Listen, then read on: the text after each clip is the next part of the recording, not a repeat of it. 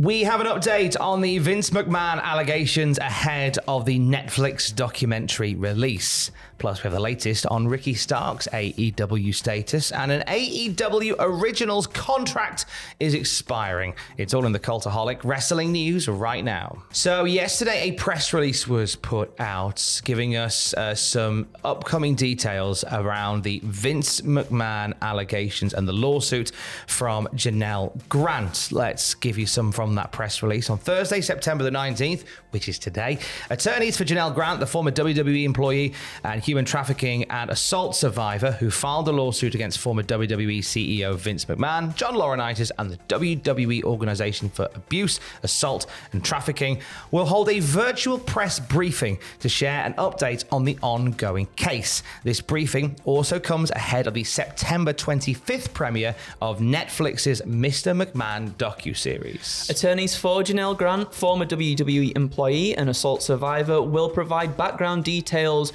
of the extreme cruelty, degradation, exploitation and violence Vince McMahon inflicted on Miss Grant on a near daily basis for more than 2 years and share the latest updates on the ongoing lawsuit. A Q&A session will follow.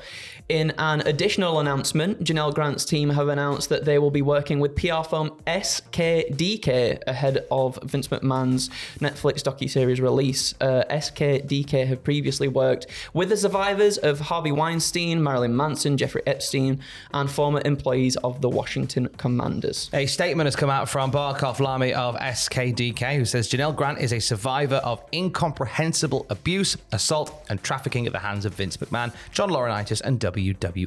She has courageously come forward to seek justice for herself and other survivors, and we are honored to support her in sharing her story. It takes immense strength to speak out against Goliaths, and we encourage all survivors of harassment, assault, and trafficking to seek the support they need.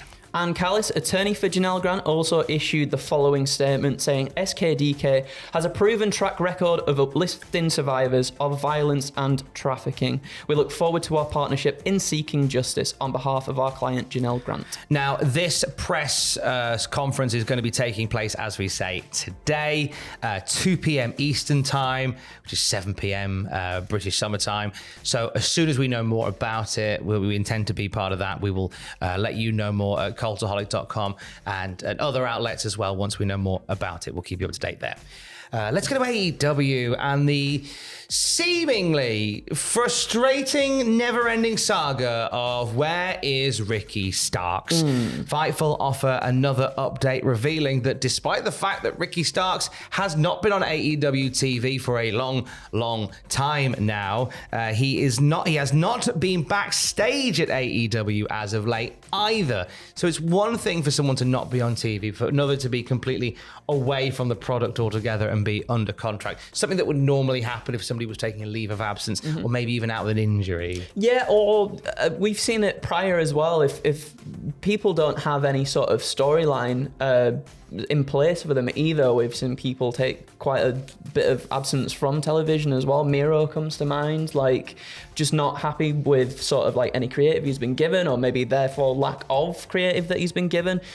Starks is such a weird one because it feels like so much untapped potential right there and so much more to explore within what he can do in the ring and also with his character too. So I think I went on Cage Match and looked and it was like March that we last saw him, and it's nearly the end of the year now, which is insane. It was it's worth pointing out as well that obviously there was some comments and some reports that said that Ricky Starks had been offered creative and he had rejected them. This is something that Ricky Starks has denied online. He went on Twitter and said that this was not the case at all. I think that's worth pointing out. And we're just going to keep an eye out and hope that this guy lands somewhere because, as you say, untapped potential. Fingers crossed, fingers crossed. He's got a really bright future ahead of him for sure. I'm excited for the bright future that is Nigel Mcinness versus Bryan Danielson. That is happening next Wednesday. As a wrestling fan of a certain vintage, I remember Bryan and Nigel's feud from Ring of Honor, and it was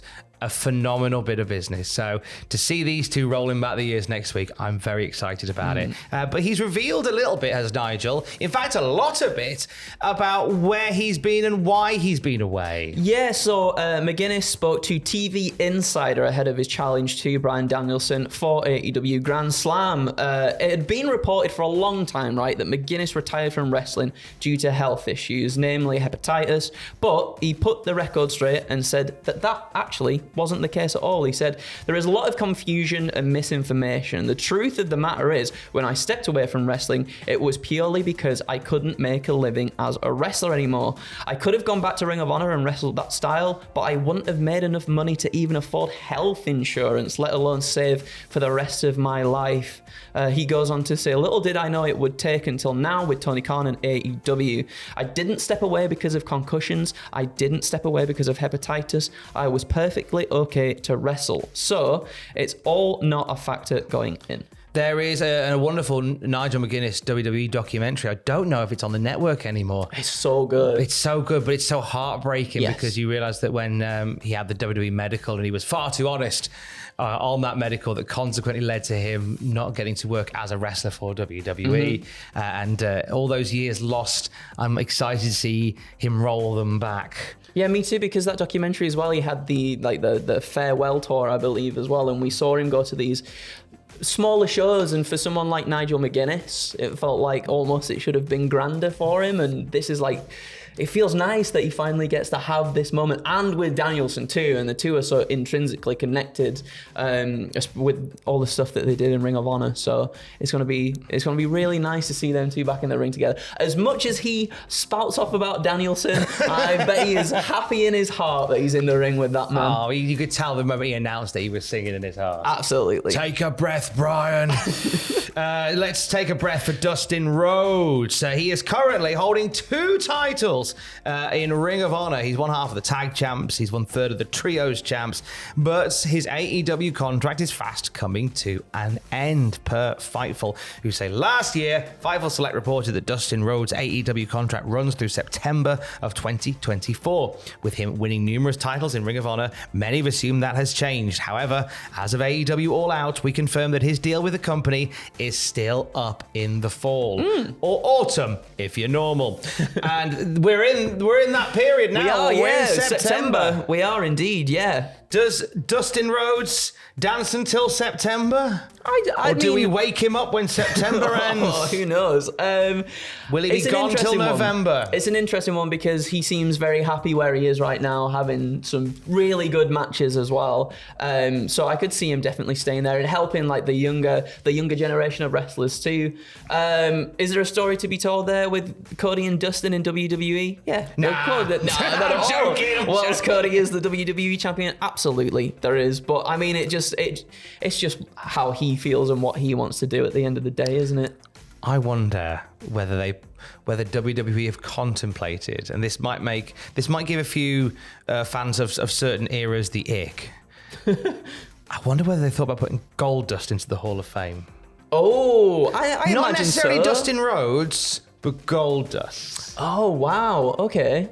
Yeah, I mean, I imagine so. Like it was such a unique character And a really big part of his career, whether Yeah. you liked it or didn't. It was a massive part of Dustin Rhodes' in-ring career. and he gave everything to that character as well. Yeah, he really did. He leaned all the way in.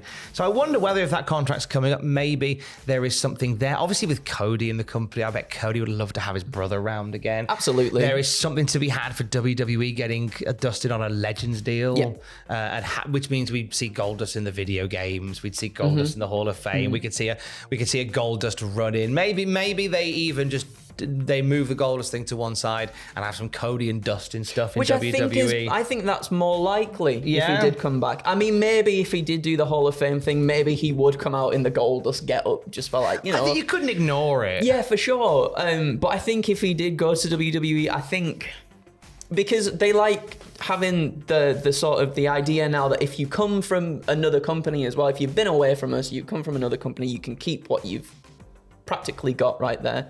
And I think they'd still want to showcase that. And for Dustin to go over and do the stuff he does as Dustin Rhodes, I think would be more compelling maybe to him.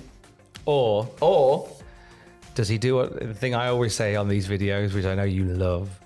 Does he go to TNA? Oh. And bring back Black Rain? Oh, I don't know about that one. Oh, that one may be less likely. Less likely, maybe. But it's wrestling. It's wrestling, isn't it? Oh, fine then. Don't bring back Black. Sorry. Sorry. Meow, meow. We'll have more wrestling news throughout the day at cultaholic.com. Case. Love you, bye. Meow, meow, meow.